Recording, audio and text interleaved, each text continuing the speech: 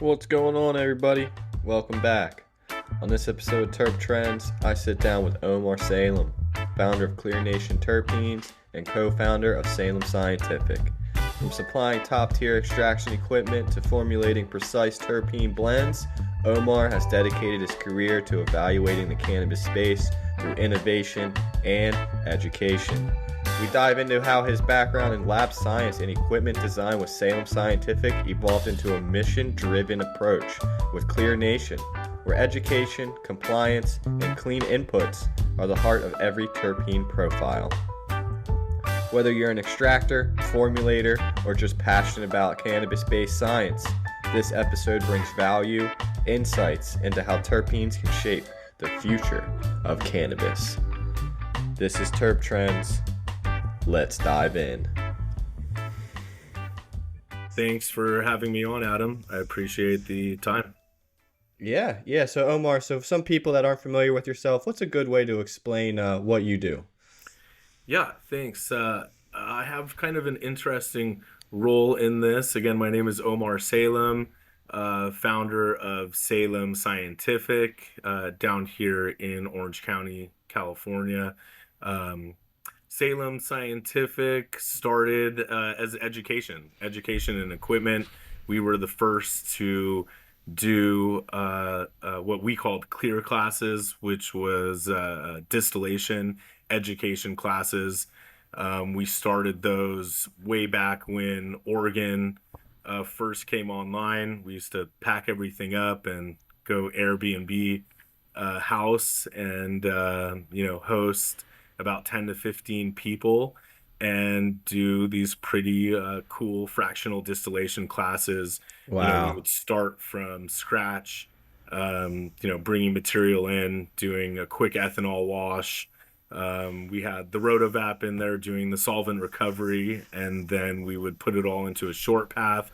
We would do that over a weekend course. And it really was kind of the greatest of times. This is like 15 years ago.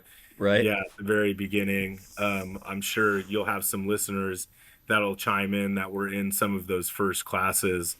But yeah, so we did education and the equipment there for a while. And then, as Washington, Oregon, Colorado started to open up, we moved back down and started to do our educational format down in Los Angeles. And we did that up until COVID.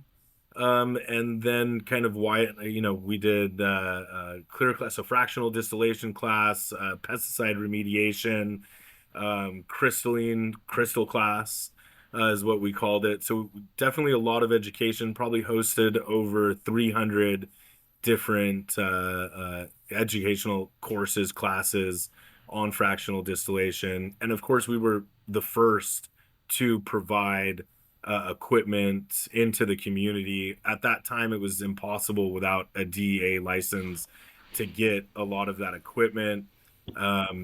We had a nice connection. Salem Scientific existed before cannabis. So we were working with Raytheon and in that non-cannabis space. So that's how I was able to kind of negotiate, at least the equipment to start with some of these smaller short paths, 1 liter short paths, 2 liter short paths. That's when distillate was $20,000 a liter. And so, yeah, even just having a small desktop system was, could get you through a lot of work. But, more importantly, I guess it's the genesis of that and how that all came about was just spending time in China before then and kind of realizing when the e-cigarettes first came out, those very first e-cigarettes, that, hey, there was a vehicle here where we could get cannabis out to the mainstream public, the soccer mom, the working hard dad, these kind of guys, these kind of people could not smoke weed. You can't light up a joint. It stinks so bad. Everybody knows you're smoking. And so this is like the closet smoker. And so once the e-cigarette kind of thing came about and we had a vehicle to put an oil in, where people could kind of vape on the go and get high, consume, or medicate discreetly, there was an angle there. And so, realizing this, I kind of took it upon myself to get the education out into the community so that we can make enough oil to drop the prices down. And now we see where it's at. And yeah, vape devices are, I think, still the leading kind of category Oh in, yeah. nationwide. And I it's mean, an just easy way to distillate consume. alone, you know, Yeah, yeah. Even distillate I mean alone is these. still it's king. Distillate's king right now. Yeah, It won't distillate is stop. king. We've kind of gone away. Distillate is definitely still king. I think that as the consumer, and this kind of goes into the terpenes, as the consumer is around the product more, I think the taste gets refined more. It's just like if you drink wine all the time, you're constantly looking for better tasting wine. Yep. And I think as we're growing through, we're kind of seeing that people are now, prioritizing taste over, hey, let's just get banged up and potency percentage. And so, over that background, over that time of the 10 or 15 years that we were doing the education, my true passion was on terpene extraction. There's a lot of different ways to get terpenes. We obviously were using those short paths and finding ways to get terpenes using short paths. But really, the passion came from the CO2 side. I saved up all of my money and was probably one of the first people to buy an Apex machine. I think we got an Eden Labs machine soon Nice, dude. after. Yep. Yeah, Andy Joseph and those guys, everybody kind of trying to conquer that CO2 space because of its perceived safety when Yes. extracting for cannabis. But really early on, we realized that CO2 was not the way to extract cannabis, but it was actually really special and a really great way to extract terpenes. And so that again became kind of my passion in the background while we were teaching the classes, providing the equipment, was to, tinker around on these CO2 machines, and go after these CO2 cold extracted cannabis terps. And that's kind of where we find ourselves today, with the CO2 terps. Again, there's a lot of different ways to get after cannabis derived terpenes, whether it's using a short path, and distilling from HTE. You can get them from cold traps off of ovens. Um, Now, to me, real yeah, quick, Omar, yeah, not to cut you off, not to cut you yeah. off, but I think we're using a lot of language that maybe some audiences won't know what any of this means, right? Okay, So, um, if you could break down just the short path and yeah, what that basically is for who's listening, and kind of go through what you're saying and what that means, and maybe they can get a little picture in their head yeah. while they're listening to kind of Yeah, that's understand great. what we're Thanks doing. for pulling the reins on me because I know I've Yes, been doing this yes. for too long. So sometimes Exactly. I Yeah, I you kind and of I, this is normal. I'm sitting here like, yeah. yeah, and I'm like, wait a second, wait a second. We need to take a little back path. Yeah, basically terpenes are so essential oils. So this is the essential oil game: doTERRA, lavender, jasmine, rose. I mean, everything we smell, that is some type of essential oil or terpene. I guess the big difference is real versus unreal. So there's real terpenes, real essential oils that come from the cannabis plant that we extract from the cannabis plant.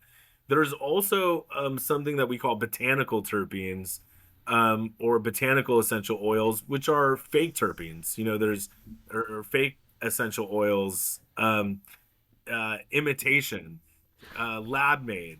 And so there's real lavender and there's lab made lavender. The lab made lavender smells pretty similar.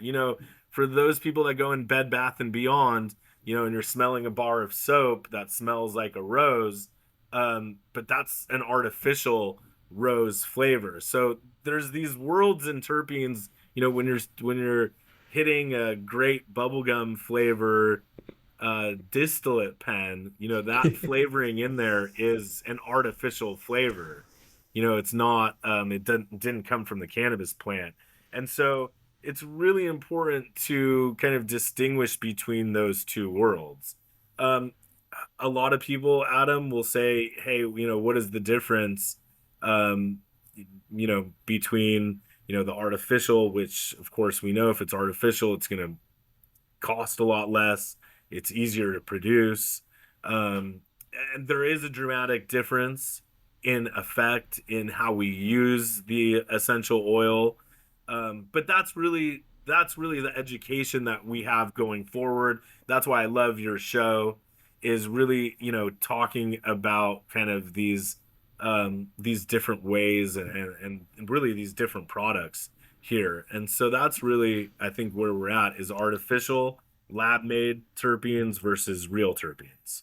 Perfect. So that's you nailed that on the T. So now that we have a compass of what we're dealing with, let's paint them a visual to how we're extracting these things, right? Hmm. Because there's going to be different methods on how we do it. So if you could kind of paint a visual of how we take the cannabis plant and then we strip it of these terpenes.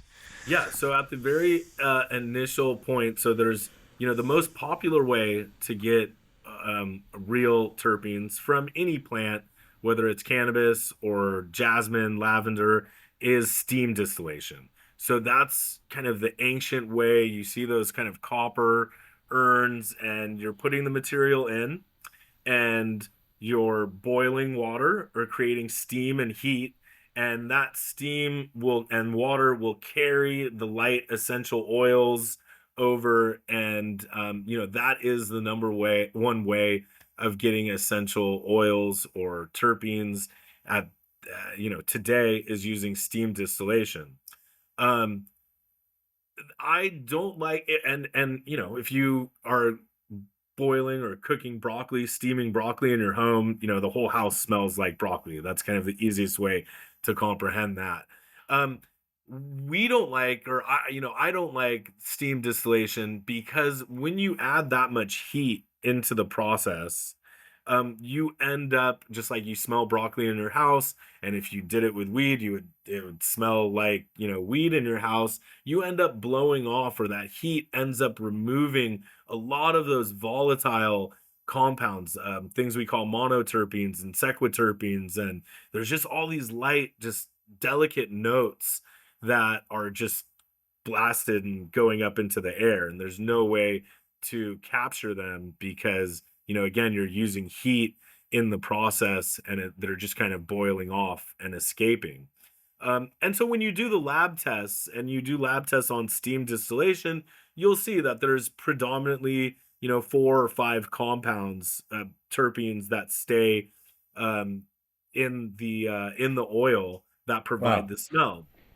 When we use something like CO2, which uses, again, pressurized CO2 in a cold process, in these big extraction machines, very high pressure, up to 2000 psi pressure, and we're basically gently coaxing these terpenes off, into and capturing them.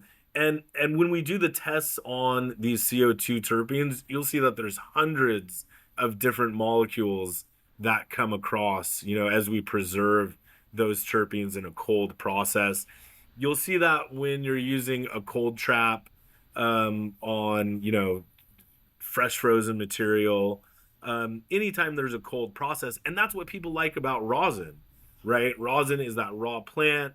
You're not, Yep. you're keeping those terpenes, those genuine plant terpenes, into the material that you're extracting. And I think that's really important. Again, we see the extracts or the essential oils from the cold process, containing hundreds of different molecules, whereas steam, using any type of heat, using these short paths that we're saying, again, adding heat, will tend to remove any of those lighter very small molecules.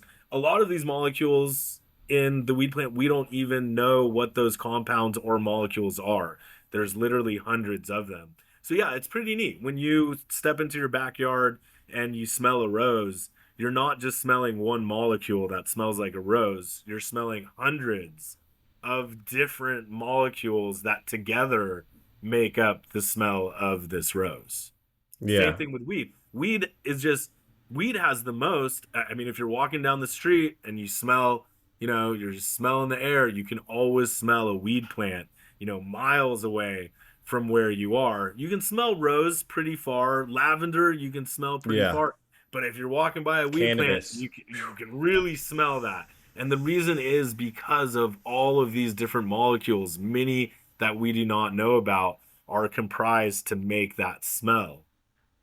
Kind of going to the next stage, Adam, if there's any questions here, let me know. But taking it to that next level in the terpene talk is that, those smells, those smaller molecule smells that we're smelling, as we're walking down the street, they're those seem to be very, very critical in everything that we're seeing in the cancer fighting, in Yeah. kind of the medical use arena. Those terpenes seem to be the ones that are doing a lot of work. We don't actually know the mechanism to them, but it seems that if you can ingest, um, whether it's topically, smoking really doesn't work, but whether Hmm. it's topically or if you actually ingest those terpenes at small amounts, you can do a lot of help for yourself for many different ailments. And it's great preventative medicine. Um, they have an old saying, a spoonful of sugar makes the medicine go down. And that's from Mary Poppins. That's really old. And that is actually taken from, a spoonful of sugar makes the medicine go down. The medicine that they're talking about is turpentine. And Wow. so back in the day, they were taking turpentine, which is like paint thinner, right? Turpentine Yeah. is actually the essential oil of pine trees and pine needles. So, and this is slave medicine from, the start of the Americas, when that slave population came over from Africa, and they would do terpene extractions and a spoonful of sugar. So you would float the terpene in a spoonful of sugar. And if the slave And master that's what. got sick, they would float terpenes in there. You'd eat that. And then that spoonful, whatever the virus or ailment or illness was, you would be magically cured. And so it's lost, ultimately, it's Wow. lost, slave medicine, or medicine from before the industrial age. And it's funny that it made it into something like Mary Poppins, but yeah, turpentine. That's what it was all out. Terps. That's So wild. and they would call it a spirit, right? The turpentine. If you Yeah. look at old labels of turpentine, it's like a spirit, and yeah. So we've lost a lot of that kind of medicinal antidote. A lot of doctors that supported that and would talk a lot about that, were pushed out of medicine. And a lot of those doctors, Dr. Powell, several doctors are, have left the United States because they were talking a lot about, using terpenes, consuming a pretty decent amount of terpenes, and that's what was making, doing these magical cures. I mean, it makes so much sense because if you evaluate cannabis and we understand the two components, the cannabinoids and the terpenes, essentially it's not just the cannabinoids that are making you have the effect. They might help you with the initial relief, but the other things that follow with it are the by effects of the terpenes. So Yes. when I kind of got that image, I was like, wow, it would be really cool to someday have a terpene therapy where you can come in, talk to us about your problem, and then we can concoct you a certain recipe with terpenes that we know that are going to aid you in what you're looking for. So we can bypass the consuming of cannabis, which is still important, Yeah. but we're learning that there's so much more into it with the terpenes on a therapeutical side than it's going to be with the cannabinoids. Exactly, We need Exactly. both, but there's more evidence with the terpenes that are going to give us what we want.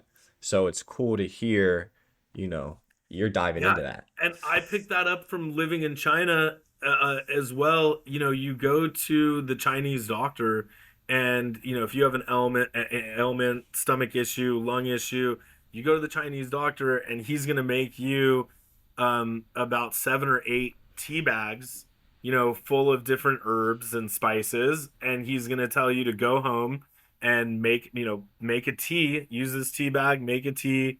You're pouring the hot water over these different herbs. You're doing an essential oil extraction, a steam distillation of those different herbs, and you're drinking those essential oils from the plant, and you're doing that over a period of time. And that is Chinese medicine.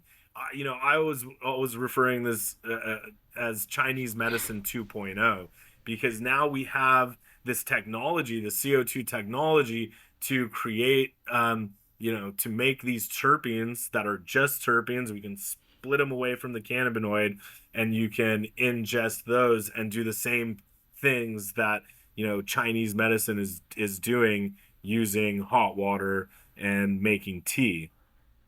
The the plant's defensive mechanism the Mm-hmm. plant's defensive mechanism is the terpene, Yep. is the smell of the plant. So as you're walking around, you're smelling plants. That smell of the plant, that's what protects the plant from the different viruses, fungus, pests, and bugs that are going to eat it. A flower is so delicate and is so, soft and beautiful. It's like, how does it stay that beautiful and that soft and that delicate? It is because of the terpenes.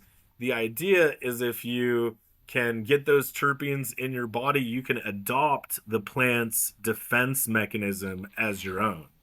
So I think Wow. that's really important. Cannabinoids are really important. They help you eat and sleep, which is 90% if you're trying to fight a bug or fight something, fight cancer. I mean, eating and sleeping are the two at the top of the list to help your body. But we are seeing now that we're doing more studies. Canada, weed's federally legal in Canada. They are, you know, knee deep in a lot of these studies, but they're seeing that ingesting the terpenes, you can really, a lot of that cancer fighting and preventative medicine is really into having a terp saturation for your body. And this can be any terps. This can be rose terpenes, rose essential oils, lavender essential oils. It's just because weed is the stinkiest one and has the most Yeah. variety, we don't really know which one's doing what. Yeah. So It's like a because it party just has bus of the most of terpenes. that shotgun approach. That's why Yeah. we think that the Rick Simpson oil, people have had a lot of success with Rick Simpson oil, but maybe not with distillate because it takes the whole plant. It takes those terpenes in there to really get through these different cell barriers and do these different healing type properties. Yeah. Yeah. What was it like? Like what sparked your interest? I have two questions. So Yeah. obviously, they're gonna kind of subdue from each one, but when did you realize you had such an interest in this? Were you always interested in chemistry and the way things break down and messing around? Or like what? I know you were in China, but what were you doing in Yeah. China and working on that like where Yeah. did all of this curiosity come That from was for random. I Omar? went to school for chemistry. I went to school. I went to the University of Arizona. I went to La Jolla High before that. Obviously, growing up in La Jolla, we were just a bunch of stoners and surfers and playing water polo. Yeah, And dude. yeah, and so that was my first experience with weed. Was in La Jolla with the bull rider and the Ganny and the Nate Dogg Kush, some of those ancient strains that I wish to God were still around. Those were the times of my life. Um, and so that's when I first was saw weed and exposed to weed. Um, and then, at the University of Arizona, that was a pretty party aggressive place, and we were still smoking a lot of weed. When I really realized the power of it was, we're in the dorm room. My buddy had just grown something crazy back in San Diego. We brought it back to school. We had a bag open, and this girl walked into the dorm room, and she literally just passed out. She like walked in, she smelled the dank, and she just fell down and passed out. And she was like, "Oh, that happens to me if I smell weed." And we were like, "What? Like, this is crazy." And What?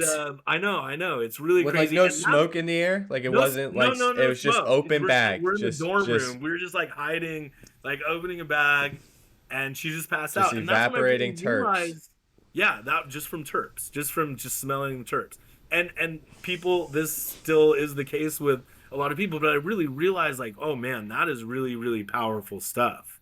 And just going through life, I really didn't want to do anything chemistry related or plant related. I ended up going into finance and but yeah, 2008 happened and that big crash. We're going through a meltdown right now. But yeah, there was that big crash in 2008. I packed everything up, went to China, started learning about plant medicine and really more about how to make products, commercial products, but retail products. But yeah, so that's kind of where it all Wow. clicked, and I came back, and again, the e-cigarette thing had happened, and I realized that hey, this is really powerful Yeah. medicine. As soon as we started extracting the terpenes and start with a CO2 machine and started playing with those terpenes, whether it was smoking them or just rubbing them around and doing all that, you could really realize like, hey, this is a very, very powerful medicine. Yeah, dude. Yeah. That's sweet. So another question to my things, Yeah. going back to the terpenes. So we talk about inhalation versus just consuming, eating, right? So what's the difference and why do you recommend eating it rather than smoking for your terpenes? Because the way Yeah. that we're all associated to Yeah. it is terpenes with cannabis. So we're all consuming it, we're inhaling it, we're thinking we're inhaling these terpenes and they're interacting with us.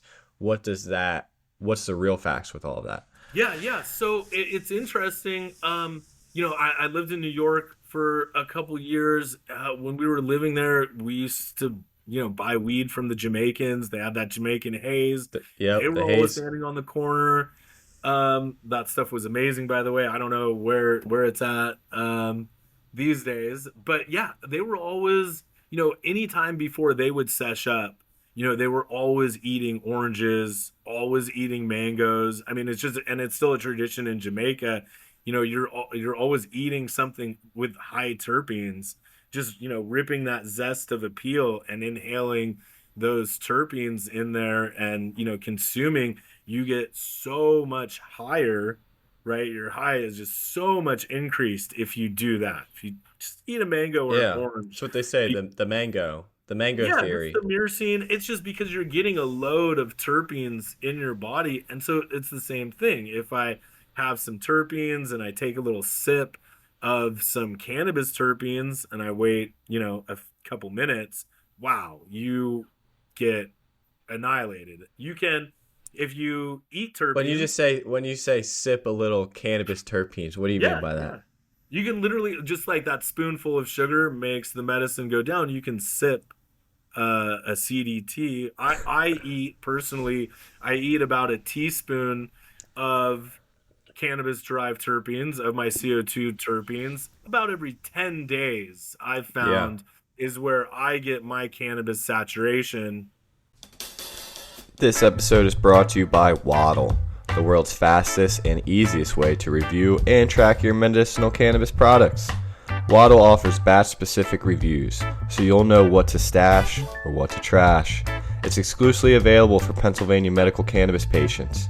Waddle helps you take the guesswork out of your cannabis journey and ensures transparency with the verified product tracking. Download Waddle now on iOS or Android, that's WODL, and take control of your cannabis experience today.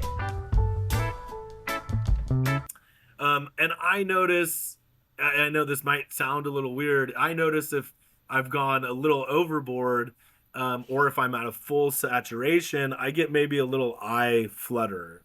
That's just my side effect. It happens to a lot of people. It's not noticeable, but yeah, there's maybe a little bit of eye flutter. My birthday's on 420. It's coming up here. I'm Nice. 44 years Nice. old. I feel about 30 years old.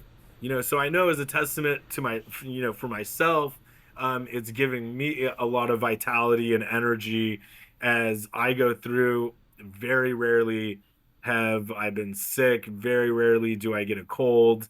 And I really attribute that to, again, this terpene saturation and just, being able to consume. And, I have kind of a cheat here because I make it. I know it's expensive stuff, but yeah, about a teaspoon every 7 to 10 days will get me into terpene saturation. The first time you eat it, it's going to really clear things out. It's a anti-parasitic. It will really kind of flush you in a way. You'll start smelling like the essential oil that you're eating. Your urine will smell like it.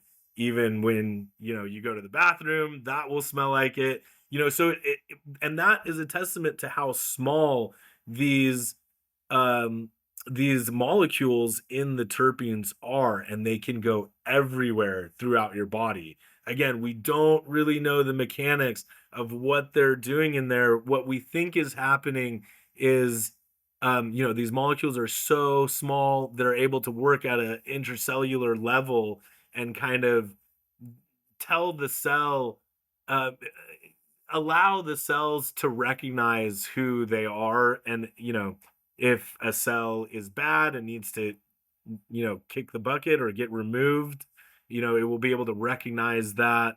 A good cell, it will be like, hey, those stay.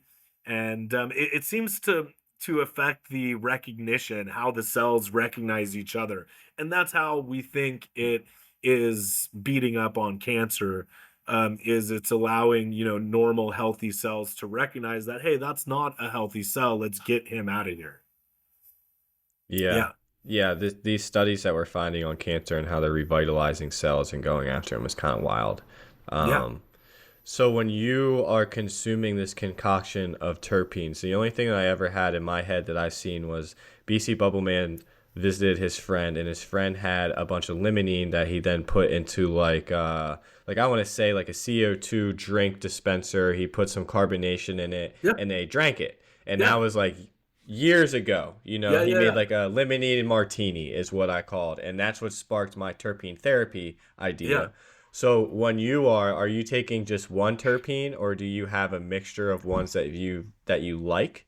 Yeah. Like do you Yeah. have a I mixture of drink. like myrcene, limonene, baryophylline? Like what do I you? will only drink. So that's exactly it. So with the D lime, I mean that's great that they did it. So instead of using like the botanical or lab made, I just like go to the cupboard and hey, there's some wedding cake here that we've done, or some Blue Dream or strawberry cough or whatever's going on. I kind of just yeah, take a sip of the different terpenes, because the different strains of plant, so when you do that Yeah, extraction, the different strains have different groups of terpenes, just like like their lavender or DNA rose. structure of terpenes is the way I explain it to people. Yeah, yeah, that's exactly it. And so I will sip like, lavender, a little bit of lavender terpenes.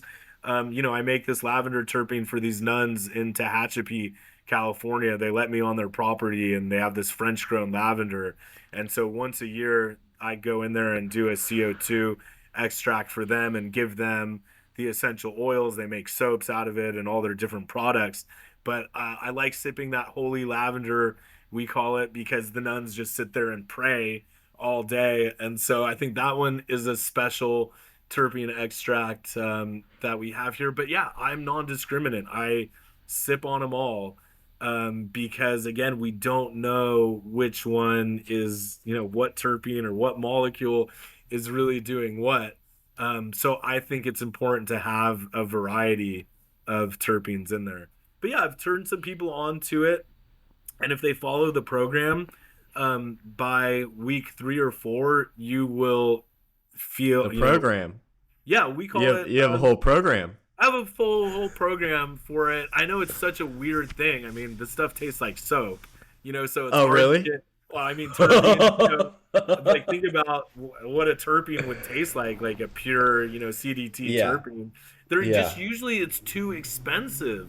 Usually it's so expensive. It's like, hey, I'm paying $20 an ml or whatever, even $10 an ml. Like you want me to sip, 5 mls once a yeah, week. It can yeah. be there's a price barrier to that.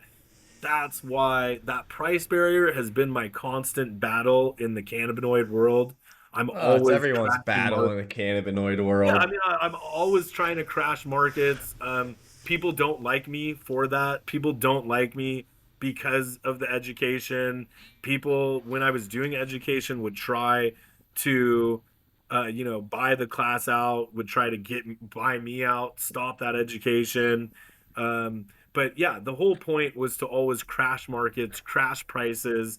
if you think they're if you think they're low now and they should be higher, no, let's keep crashing them, because it's truly about the medicine and getting more medicine to more people. And I'll tell you what, right now the prices in the dispensaries are too high. They're way And too I high. feel bad for the dispensaries. I feel bad for everything that's happening.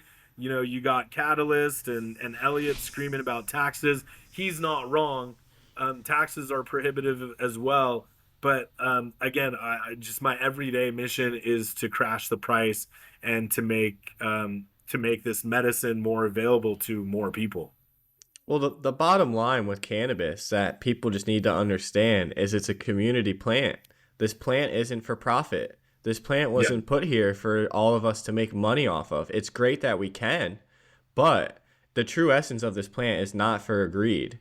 It's for people. It's to freaking give us what we're supposed to have. We have these endocannabinoid systems in our body for a reason. We need to emphasize that and stop trying to make so much money off of it because that's what's holding us back. And when you hear the politics that go into why certain states don't have access to this plant, it's disgusting. As yeah, humans, it's absolutely disgusting. So yeah, yeah. I think all prices should drop, but I think it's great we have access to it, but it's gnarly that we have to have permission to have access to it, I know, you and the way know? that it's structured, I mean, we were here in California when it was medical, and I would say that that was probably peak California cannabis, when we all had access and it was at medical. As soon as the kind of, rec market started and the government started to play a closer hand, it just literally, I mean, we can see the decimation. All the smaller growers, look at Humboldt, look at any type of small scale operation, it just doesn't exist anymore. Yeah. No, it's wild, and that's what I think eventually when we figure it all out, we're still at the beginning stages even though California's been pioneering it, and we're still in the beginning stages of developing this whole plan over cannabis. But I think it's going to be kind of how breweries and craft breweries are now with alcohol. Like it's gonna come down to the smaller people and your legacy story of who are you and why. Like people are always gonna buy Budweiser, but they want to support their local neighborhood, and it's gonna come down to your neighborhood craft growers is where I hope it comes to, and then more of that medicinal approach of like, can we isolate these things and then be able to I don't want to say prescribe them, but then give them to someone who needs it. Exactly how Chinese medicine is. Like, why can't we adapt that here and use cannabis the way it's supposed to, with Yeah, we're still hash, with terpenes, yeah with cannabinoids? Like, it's wild. we're still in that education phase. I didn't realize how long the education phase would be on a new, market and new commodity like this. But guys like you got cannabis refined. You have even guys Zach Harris design. He does a lot of education in terms of consumption education. Yeah. So, what are the best ways to consume these different cannabis, whether it's, CBD, THC, CBG, Oh yeah. THCV, like what is all this stuff? What are we doing in consuming it? But yeah, so I think we're still, heavy in the education game. And I think the newer generation of smokers, the kids that are, 18, 19, coming up, I think that, the Gen Zers, I don't know what we're calling them these days, the Gen Z, I think they are more cognizant about what they're putting in their body and like where it came from. So I like that. I like seeing people actually can care about what they're consuming. They're not just, trying to get high AF, Yeah, some of Yeah. them are because these Yeah. distillate carts are wild, but I Yeah. think it's But I'm seeing the transition from that. So yes, they'll be with that distillate cart for a while, and then they'll realize like, hey, there's something, better and tastier out there. Whether it's a THCA diamond situation, or a live resin, or a rosin cart. I think it starts. I mean, when my first drink was a Boone's, or an old E40. It was something yep, terrible. oh yeah, some The terrible, first sip of alcohol yes, was terrible. horrible. But then But as we you went kind of, back.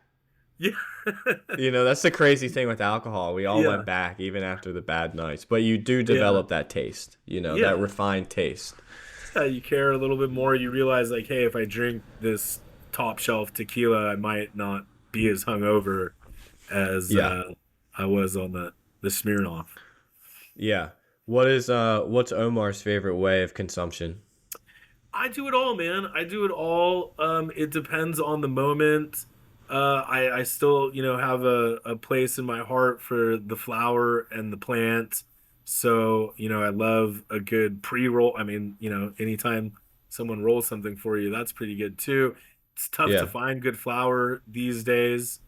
Cam, you have Rockstar, a couple different places you can still find good flower in California. I love a cart when I travel. Yeah. Rosin kind of if I, need to crash out and get to sleep. But ultimately, it's a holistic approach, man. It's just kind of depends on the place and the time, and how aggressive you need to be. Yeah. But Do you whatever it is, think it's going to be real. I will say that it's going to be a real cannabis product.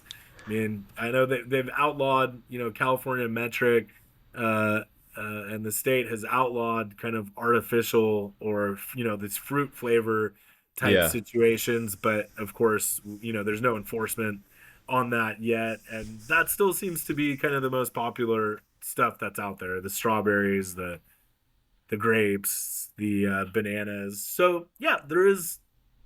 It's a preference. Yeah. Yeah. Do you think there's any issue with combustion in high terpene products? Like any of these products that we're reintroducing these high terpenes into? Yes, of course. And so that's even more reason. So we know that there's a change happening. Um, but to me, that's even more reason to use real terpenes from real plants. Or Yeah. excuse me, I should say real terpenes from real cannabis plants. Yeah. Right? And I feel that if we stay with real cannabis, I think we're going to be okay, or at least kind of that's my perception. When you start using the lab made, those artificial terpenes that are made in a lab, um, we don't really know what's happening when those are combusted. Some people will say it's okay. um I like to keep everything at a low temp if I'm combusting, um dabbing or doing anything like that. I like to keep the temp low. um and again, I think that might be a reason why I kind of switch it up. I find if I'm dabbing a lot, or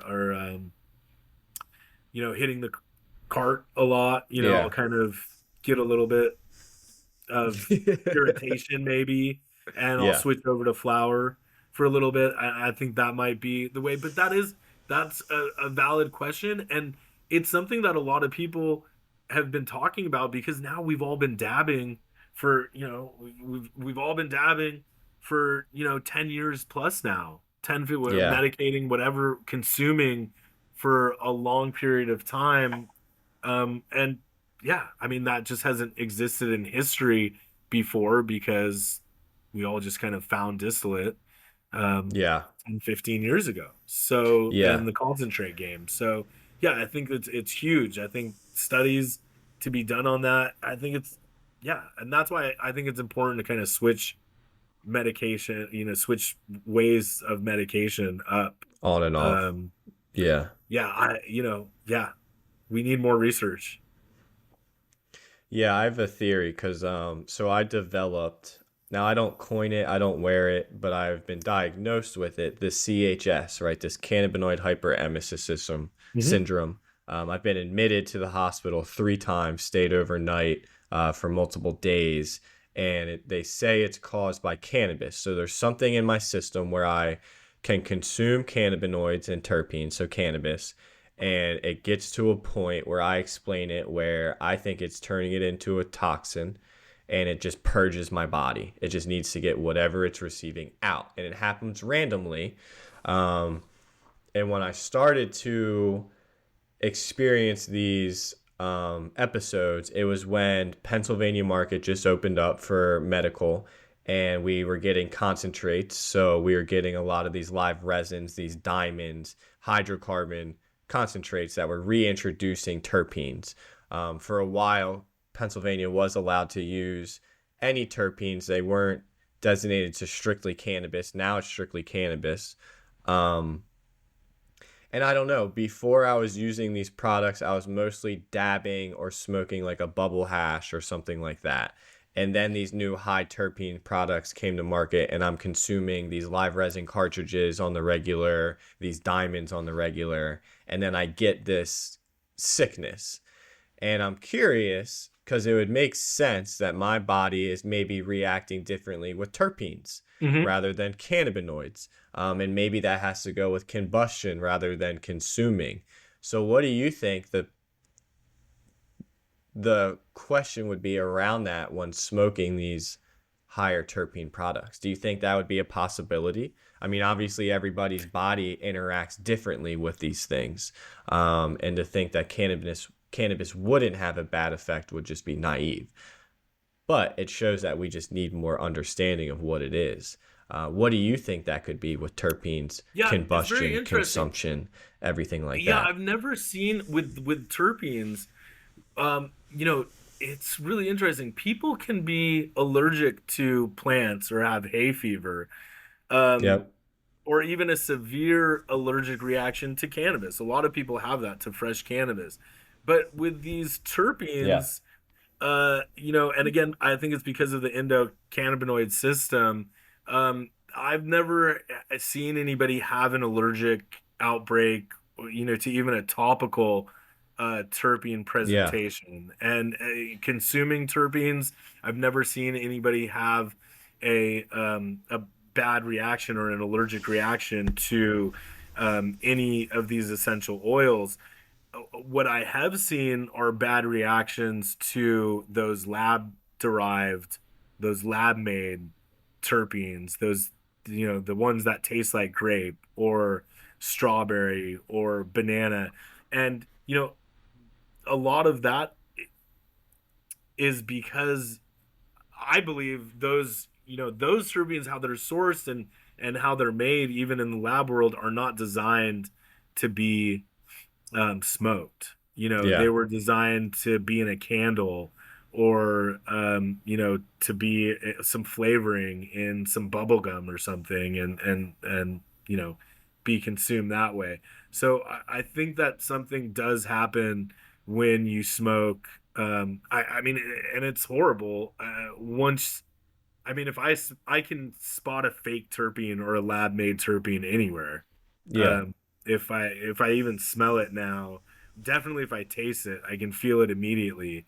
Um, and yeah, I would stay with the real thing as much as possible.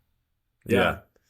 Do you think that there's a limitation on the percentage of cannabis derived terpenes in product that could cause illness in somebody? I think that. depending on the extraction technique and um, so like for our CO2 terpenes, because it's such a broad spectrum of terpenes and in that extraction process, we can use, 10 to 15% of those terpenes because they're not just those five, major terpenes, pinene, linol, myrcene. It, it's it's those plus all of the other terpenes that are in the plant. I think it's when you get into those heavy terpenes, those top five, top Yeah. six terpenes. I think that's where the trouble is. I think, the medicinal part, the advantage, the stuff that's really working in your system are those lighter, smaller molecules. Um, but yeah, everyone is different. Everyone is different, and I had to play around a little bit with sipping the terpenes to kind of find what Yeah. my endocannabinoid system. Some people tolerate or want a much higher amount, and some people it's a much smaller amount. So it's really working with yourself, starting slow. We know it's not going anywhere. Trying to use the top quality medicine you can find, and staying away from any type of botanical blends or artificial or lab derived terpenes. Anything that was made in a lab or extracted from other plants to make up a fake weed taste. Yeah. I think I just don't know about it. I don't know where it all came from. Like if I do a full spectrum plant extraction, I know it came from that weed plant, and that's what I try to stick to. Yeah. And then I had a good one, but Yeah, it just left me. Darn it, I had a couple of them at the same time, and then I yeah. was I will like, say I know. I totally get it. I'll keep going. I will say that distillate also is kind of people should pay attention to distillate and what's in their distillate. We found by refining the distillate even further, and even like your best distillate will still have 5% of what we call muck. It's this yeah, stuff that comes over when in the distillation process that it's very, very difficult to get out of distillate. It's just other parts of the plant. Once we separated that muck out, that 5% out, and we started smelling it, and that's what really gives that distillate kind of, some people call it like an old man smell.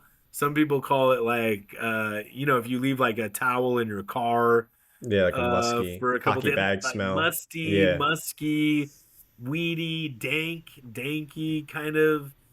yeah, So you can actually separate that out of distillate. Again, very hard. You need a lot of money and a lot of time, and it's very because it difficult. shouldn't But have a profile to it. Distillate should just be neutral, it shouldn't, but right? because of the ways that we have to extract it and the temperatures that Yeah, D9 comes off at, there's no way it's very difficult again to get that stuff out.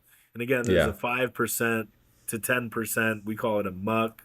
um these different terpenes, different plant cellular uh parts that are in the plant. But yeah, that's why I don't really mess with distillate anymore. I kind of always say distillate is dead, even though that's how the industry started. And Yeah. it's what made That's up an all of interesting take. We need yeah, some it's what made up education on all of that. these. Yeah, it's what made up all of these businesses. I mean, it's what started it all.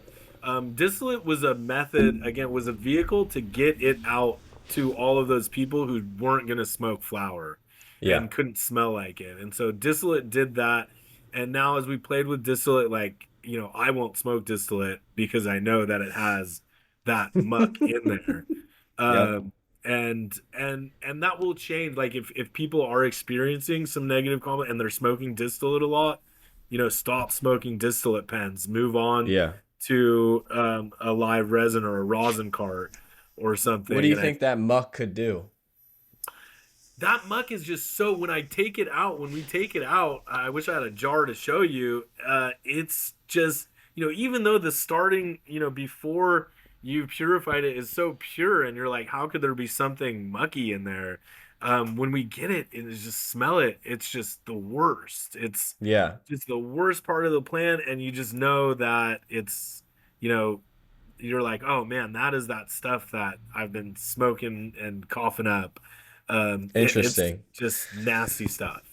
Just Yeah. other parts of the plant that just get Yeah. through. It's nothing we Just can just do. just get attached onto it. So Yeah, my when I spaced out, the question that I had, yeah. one of them. So you have yourself, you mentioned the program. So you have yourself taking these terpenes. So what's it like when you feel that you need to consume terpenes? Like, I can you know when I tell? need to consume. Yeah, I know when I need to consume terpenes.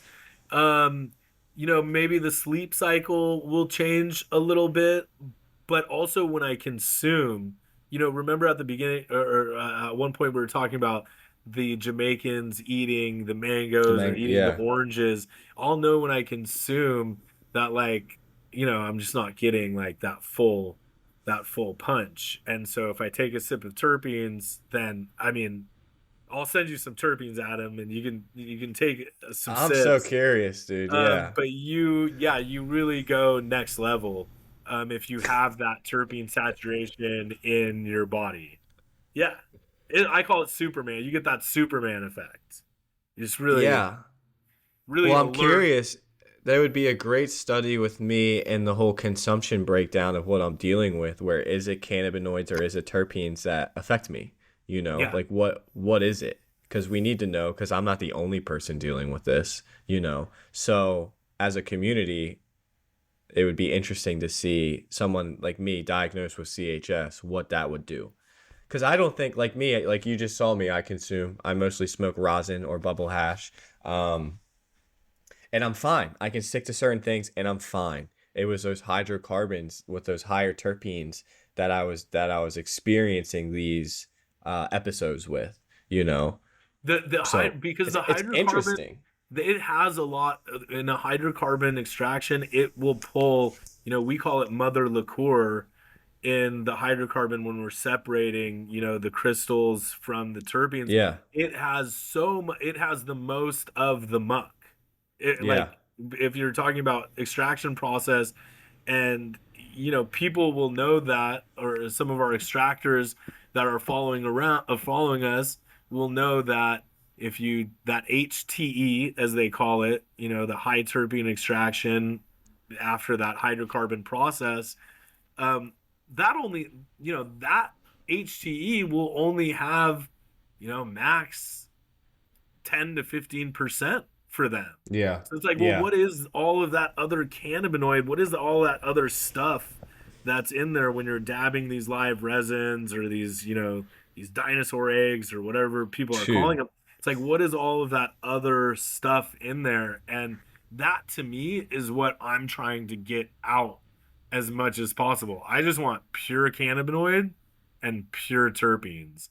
And as Yeah, long as there's no fats, lipids, residuals, muck, others, as long as that other stuff in the plant is not there, I'm having a good time.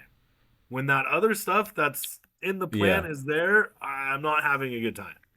I feel like you could have like jars of your just pure distillate that you got your muck out of, and you have your terpene jars, and you could just like take a little distillate and like dip it in the terpenes that you want to feel and like That's dab it. exactly what we do. And it works Yeah, great. It works great in, like, it actually works great in a cart, because without that muck there, you can actually get through a whole cart and have it taste perfect. really. Yeah. What the heck? Yeah, I know. It's Don't let my CO2. lady know this. I've been trying to get CO2 her is off her carts. amazing. Yeah, Yeah, CO2 is amazing. It's an amazing extraction technique. It's an amazing way to pull, this muck out of things. It's just so expensive, the equipment, and it's so difficult to use. I mean, it's, yeah, unfortunately, it's just a very difficult process, yeah. and not the norm. Yeah. No, I Yeah. can imagine. Because even me, I didn't know that you still could filter it more and you'd be left with that residual. I thought distillate was kind of the final I know. stage to then to refine it more, Yeah, you got to but refine it one more time. What we're finding is it's more like cooking. Like, yeah. like you'll grill the chick. You'll grill something first, and then or like a steak, right? They flash it on the Sear it, grill, yeah. and then you put it in the oven for a second, and then it's back on a pan with some butter. Like if you take that starting ingredient and you kind of put it through different extractions. So yeah, like let's do a hydrocarbon extraction on it first, and then let's do a CO2 extraction on it. Or Yeah. let's do a short path, a fractional distillation extraction, and then, let's put that into the hydrocarbon system, and then let's put that in the CO2 system and see Wow. what we can get.